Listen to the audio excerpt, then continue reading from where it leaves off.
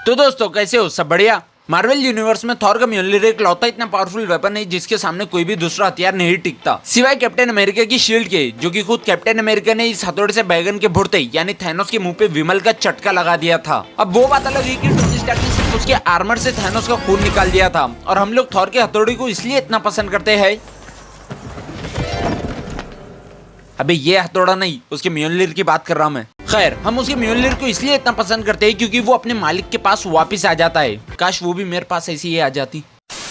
जो कि उसके हैमर की ये चीज मुझे बहुत कूल दिखती है। जैसे जब भी टोनी उसके आर्मर को बुलाता है तो वो कितने आराम से उसके पास आ जाता है और कितना कूल भी दिखता है। और यही टेक्निक कैप्टन अमेरिका ने एज ऑफ अल्ट्रॉन में यूज की थी, जो कि वो वापस से बेल्ट पे शिफ्ट हो गए। और जिस किसी के पास ये म्योल्निर आ जाता है तो ये उसके ओनर को कई सारे पावर्स प्रोवाइड करता है। तो आज ऐसे ही हम एमसीयू के कुछ कैरेक्टर्स की बात करेंगे जिसने आज तक अपने थॉर के हथौड़े को उठाया है। अब तुम्हें जो हथौड़ा समझना है समझ लो यार। और इस वीडियो में मैंने कैरेक्टर्स को रैंकिंग के हिसाब से नहीं बल्कि टाइमलाइन ऑर्डर के हिसाब से दिखाया है, तो अपनी रैंकिंग कमेंट में जरूर बताना। चलो बढ़ते अपने वीडियो की तरफ। नंबर 1 पे जो आते हैं वो है अपने थॉर मिया के बाप यानी Odin, the father of Thor and the king of ash gourd, जो कि ओडिन म्योल्निर के सबसे पहले होल्डर है। और हमें थॉर के हथौड़े की सबसे पहली झलक 2011 की थॉर मूवी में देखने को मिली थी, जिसमें अपने ओडिन साहब ने थॉर को एक्स कम्युनिकाडो कर दिया था। अब फैमिली के मसले तो हर किसी के रहते हैं, चाहे वो छोटे से परिवार से लेके गॉड लेवल तक ही क्यों ना हो। जिसके साथ साथ उन्होंने थॉर के हैमर पे वर्दी होने का काला जादू पढ़ के फेंका था, जिसकी वजह से सिर्फ वही लोग इस हथौड़े को उठा सकते हैं जो इसके काबिल यानी वर्दी हो। और इसका एक और रीजन था, जो कि कोई भी शख्स इस वेपन का मिसयूज ना करे, जिसे अपने थॉर मिया हर बार साबित करते आए हैं कि वो आज भी म्योल्निर के लिए वर्दी है। नंबर 2 पे जो आती है वो भी अपने ओडिन साहब के बच्चों में से है, जिसका नाम है हेला, द गॉडेस ऑफ डेथ, जो कि ओडिन की सबसे पहली सुल्तान है, जिसके साथ मिलकर अपने ओडिन साहब ने कई सारे जंगें लड़ी और उन्हें जीता भी। और उन्हीं जंगों के दौरान ओडिन ने म्योल्निर हेला को दे दिया था, जो कि हेला म्योल्निर की सेकंड होल्डर थी। और जब हेला अपने बाप के खिलाफ हो गई तो उन्होंने उसे कैद कर दिया, जिसके बारे में अपन ने रैग्नारॉक में देखा है। और रैग्नारॉक में हमने देखा कि हेला ना सिर्फ म्योल्निर को होल्ड कर सकती है बल्कि वो उसे डिस्ट्रॉय भी कर सकती है। साफ साफ अल्फाजों में कहे तो हेला मैडम अपने थॉर से ज्यादा ताकत रखती है, जो कि रैग्नारॉक के एंड में थॉर ने खुद ये बात को एक्सेप्ट कर दिया था। You can't defeat me. No, I know. But he can. अब क्या करे, चाहे भाई बहन में कितनी भी लड़ाई क्यों ना हो और चाहे गलती बहन की ही क्यों ना हो, लेकिन सजा तो सिर्फ भाई भुगतता है। नंबर 3 पे आते हैं अपने थॉर मिया। देखो 2011 की थॉर मूवी से लेकर हम अभी तक उसको म्योल्निर के साथ देखते आए हैं, और उन दोनों का कईयों सालों का रिश्ता है, जो कि म्योल्निर ना कि सिर्फ उसका एक वेपन है बल्कि वो उसे एक हथियार से बढ़कर प्यार करता है। और जब अपने हेला ने थॉर के म्योल्निर को तोड़ा था तो उसका रिएक्शन देखना था। ये रिश्ता क्या कहलाता है।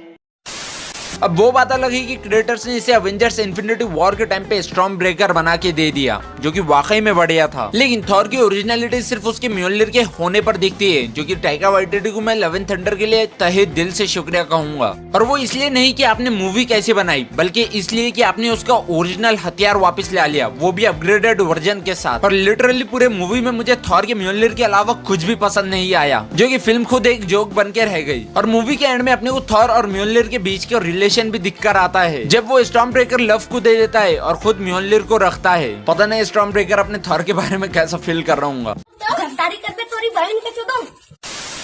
नंबर 4 पे आते हैं अपने विजन साहब। दो एवेंजर्स एज ऑफ अल्ट्रॉन में जॉश विडन ने सब हीरोज को थॉर का हथौड़ा उठाने लगाया, जिसमें सब फेल हो गए। लेकिन जैसे ही मूवी के एंड में विजन ने थॉर का हथौड़ा उठाया तो हम सब स्पीचलेस हो गए कि भाई इतने आराम से कैसे उठा लिया इसने, जिसके साथ साथ पूरे एवेंजर्स के छक्के छूट गए। और मुझे पर्सनली लगता है कि सफेद गजनी व्हाइट विजन उसके हैमर को उठाने की कोशिश करेगा तो वो फेल हो जाएगा।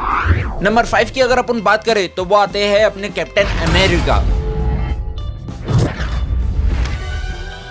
देखो अवेंजर्स एंडगेम का ये मोमेंट हिस्ट्री में लिख दिया गया है, और आज भी मुझे इस सीन का थिएटर एक्सपीरियंस याद है। और भाई साहब जब मैंने ये सीन देखा था तो मेरे पूरे रोंगटे खड़े हो गए थे।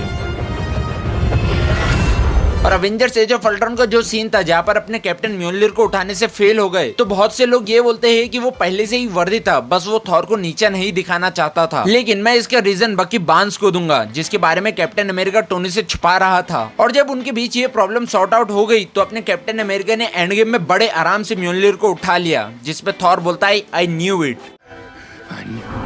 नंबर 6 पे आती है अपने थॉर मिया की लवर, ये गर्लफ्रेंड माइटी थॉर एके जेन फॉस्टर। देखो माइटी थॉर के मामले में मैं ये बोलना चाहूंगा कि जेन फॉस्टर थॉर के हैमर के लिए कभी वर्दी नहीं थी, क्योंकि लव एंड थंडर में हमने देखा ही है कि थॉर ने म्योल्निर को कहा था कि मेरी वाली की हमेशा सुरक्षा करना, और म्योल्निर इस बात को एन्चांट कर लेता है जैसे अपने ओडिन ने किया था।